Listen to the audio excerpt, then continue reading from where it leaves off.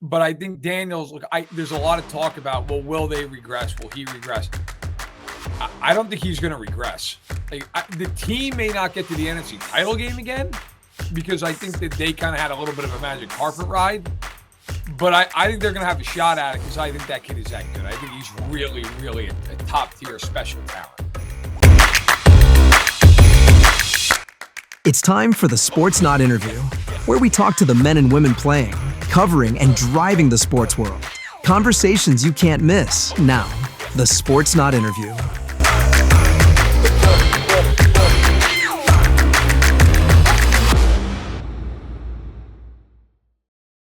Welcome back to the Sportsnaut Interview. NFL training camps are now open and underway, and we are excited about that. And we are also excited about our guest here this week. Joining us is Matt Verderame, who is a staff writer for SI.com. And Matt recently released his projections of all 32 NFL quarterbacks by tiers.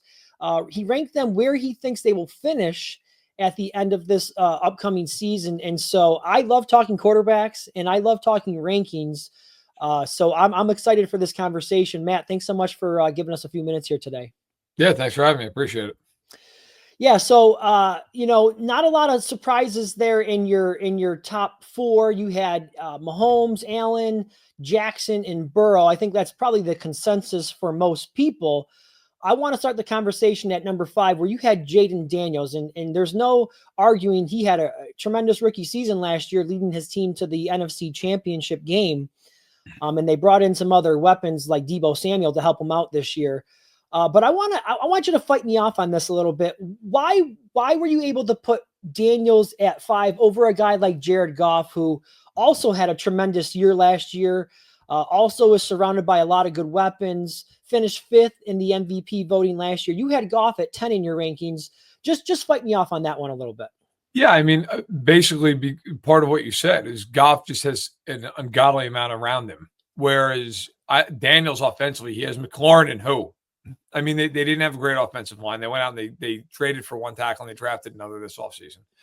They went out and they got Deebo Samuel as an ancillary piece. I think that speaks to the fact that last year they didn't have a ton of talent around him offensively, and yet he really made that thing go. They don't have the running game of the Sonic and Knuckles tandem. They don't have that offensive line. Now Detroit's offensive line is going to be different this year, losing a couple of pieces inside, but that's also part of the thinking. I think that there's going to be more interior pressure on Goff. Goff is not particularly mobile. They lose Ben Johnson. I think that matters. So I still think Goff is an excellent player, which is why he's 10th. But I think Daniels, look, there's a lot of talk about, well, will they regress? Will he regress? I don't think he's going to regress. The team may not get to the NFC title game again because I think that they kind of had a little bit of a magic carpet ride. But I think they're going to have a shot at it because I think that kid is that good. I think he's really, really a top-tier special talent. Yeah, again, hard to argue based on what we saw last year. And you bring up a good point. I think losing Ben Johnson could be a huge factor with that Detroit offense. I think he played an integral role in that, as we all know. Now, another one that I have to admit really jumped off the page at me as I was working my way through your rankings was at number 9. You have JJ McCarthy. I'll let you get into some of your logic behind putting him at 9, but I guess some of the questions that I have 2 questions or concerns, I would call them. Number 1 is, how does he respond from the knee injury? Right? Because we've seen quarterbacks maybe not come back to their old self. It takes a little bit of time. So I'll be interested to see how that works out for him. And then this is essentially, this is like a rookie year for him. He had a redshirt year essentially last year. He's back now, but didn't really play much. So I'm interested to see how he responds to that. Just talk to us a little bit about, again, your logic behind the pick and some of my concerns. Yeah. I mean, look, the knee injury thing is real, right? I mean, he's got to prove that he's healthy off the knee. My feeling is on it. Look, he didn't tear his ACL, MCL. I mean, it was a meniscus, which is, I guess you could say, preferable to the other ligaments in the knee, although still not preferable to be coming off a torn knee ligament. But my understanding is he's healthy. And look, I saw him last year in camp. I mean, I remember walking out of Vikings camp, and I think I even wrote it for SI. I said, this kid's going to start immediately. Like, there's no way they're going to be able to sit this kid. Now, as it turns out, he got hurt, and then Darnold had a great year, so it worked out anyway for Minnesota in that regard. But look, everybody who's asked me about these rankings has asked me about McCarthy, and I get it. My thought is, look at what he's surrounded by. I mean, if he's just a point guard for that team, right? Like if he's just, hey man, get it to Jefferson, get it to Addison, get it out to Hawkinson in the flat, hand off to Mason and to Aaron Jones. They added 2 new interior linemen from Indianapolis and Kelly and Fries. They're getting Darrisaw back, who's coming off multiple knee ligament tears. The defense is going to give them the ball because Flores is a pressure coordinator, and they're going to turn teams over because of all that pressure. So I look at McCarthy and say, and he's got O'Connell, who I think is one of the best quarterback coaches in the league. I think he's right up there with Sean McVay, and of course he's from that tree. So I just think McCarthy, when I look at young quarterbacks, the first thing I look at is, look, he's got to be talented. If he's not talented, it's a non-starter. But then it's, what situation are you in? Yeah. He's in a great situation. He's in an unbelievable situation. So I just think he's going to have a lot of success there right away.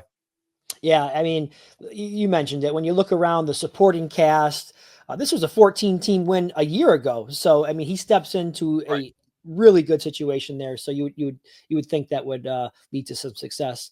Now, of course, these are all just projections, and this is a fun, kind of activity to do here where we rank projections and all that kind of thing.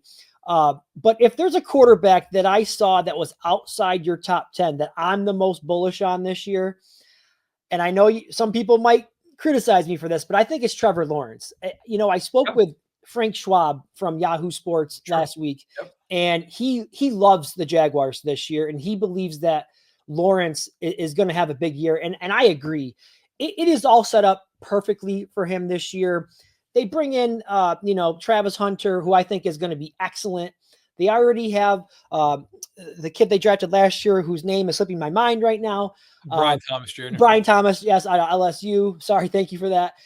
So he's got weapons there, and they bring in Liam Cohen, the play caller. We saw what he was able to get done in Tampa Bay. If it doesn't happen for this year for Trevor Lawrence, are we looking at a guy who is just a bust, or is it possibly maybe not the right play caller again? I mean, what would explain that to me? Well, look, I have him 13th. I don't know about Frank. I haven't talked to Frank in a little bit, but I am bullish on Jacksonville in terms of, I think they'll be better this year. I wouldn't be shocked if they won that division. I wouldn't be. I mean, Houston can't block anybody, and I don't have any faith in the other two teams. You got a rookie quarterback and no quarterback. I think with Jacksonville, my concern is it's a whole new system. It's a whole new offense. And I think they're going to be a lot better the second half of the year than they are the first half of the year. I think it's going to be one of those things where, like, early on in the year, you kind of find yourself, and then as the season goes on, they get it. I'm a big Liam Cohen fan. I think he's going to do an excellent job there. The other concern I have is their offensive line. I just don't know if they can block. Like that, I mean, when you're looking at the depth chart with Jacksonville, you're talking about, okay, it's Walker Little and it's Anton Harrison on the edges. I don't know if that's going to hold up. Inside, Ezra Cleveland, and to this point, someone, been an average guard. Now, they did bring in Hainsey from Tampa to be the center. I love that move. Hainsey's an average center, but he knows Cohen's system. He's going to shorten that learning curve. I am with you in the sense, I think Jacksonville is going to be better than people think. But, it was hard for me to put Lawrence in the top 10 just based on the fact that when you look at the other quarterbacks that I had ahead of him in that top 10, I mean, I think Goff is better set up for success. Mm-hmm. We just talked about McCarthy. I can't put him ahead of Jalen Hurts. I know Jalen Hurts has been kind of a lightning rod. Like, look at what is around Jalen Hurts.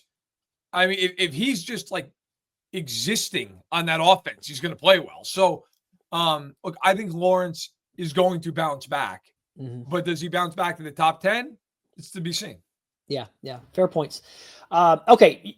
I got a little beef with you on this one. All right. We're going to go all the way down to 24 for this one. Bo Nix had a great rookie season, finished third in the MVP voting, has a great play caller in Sean Payton. Yes.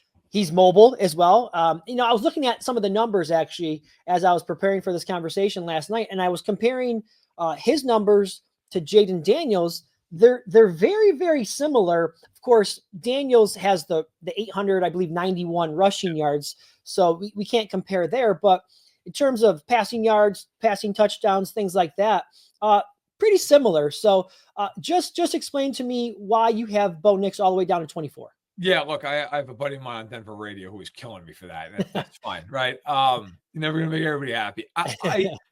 Nix is, I'll be very frank, Nix was one of the hardest guys to rank for me because I went into last year not expecting a whole hell of a lot, and he played a lot better than I thought he would play. He was early on, he was pretty terrible, and then the second half of the year he played really well and helped them get to the playoffs. The argument for Nix to be much higher is, hey, look, it's year 2. He's got Sean Payton. They have a very good offensive line. And so they're going to be able to protect him, and he's going to be able to play in structure. And as you mentioned, he does have some mobility. He can make some plays, extend some plays. The argument for him being low, as I had him, is I wonder if he's already kind of at his ceiling. Like he's a much older rookie than most guys. He's already in his mid-20s. He does not have a lot of weapons. It's Cortland Sutton, and then it's a lot of question marks. And I like Devon Vele. I think he's going to be pretty good. He's a second-year receiver.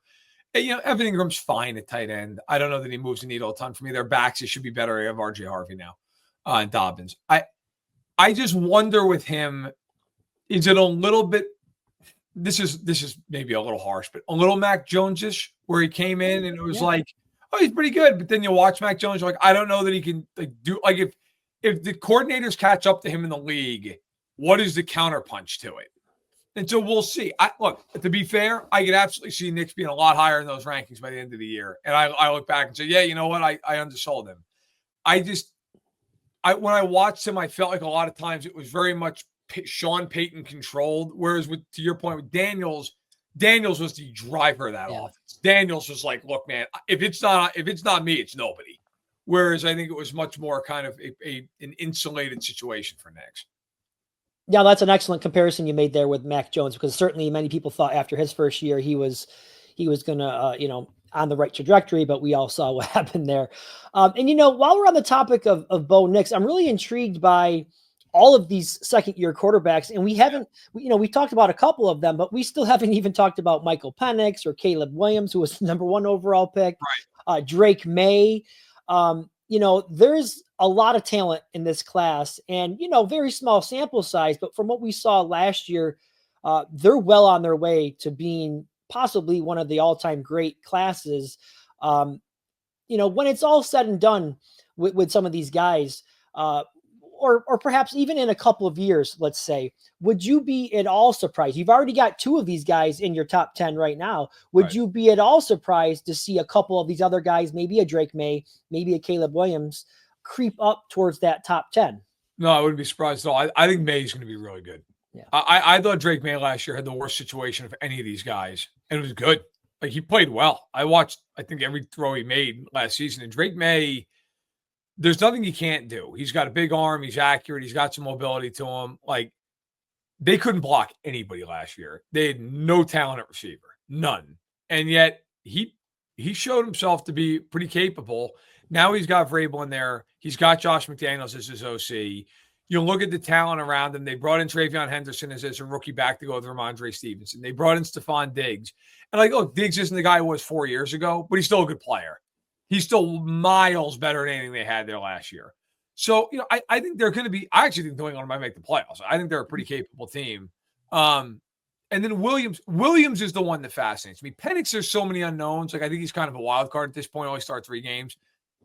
Williams is the guy. I was at OTAs for the Bears. I live outside Chicago, so I see him all the time. Look, his talent is undeniable. Yeah. But one thing that worries me with Williams, he took 68 sacks last year.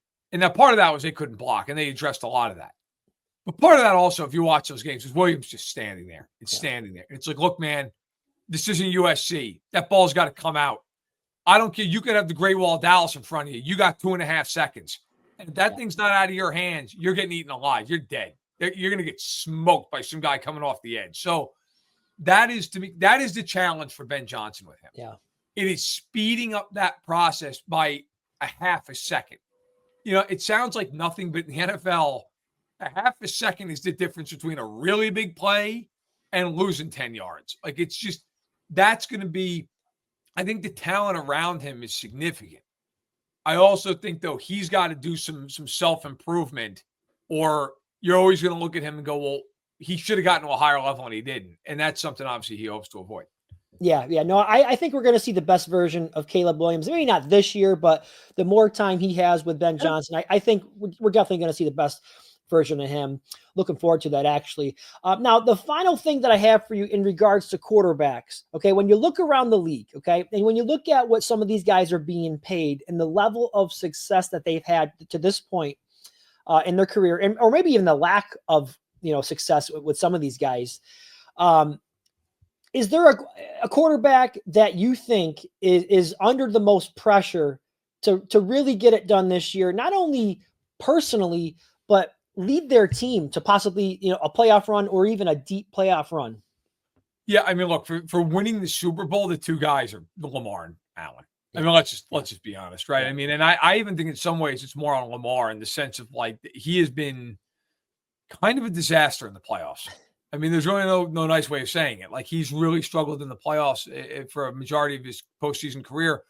Allen hasn't. Allen's had great postseasons at times, but it's just they can't get by Kansas City. I mean, 4 of the last 5 years they've lost to him.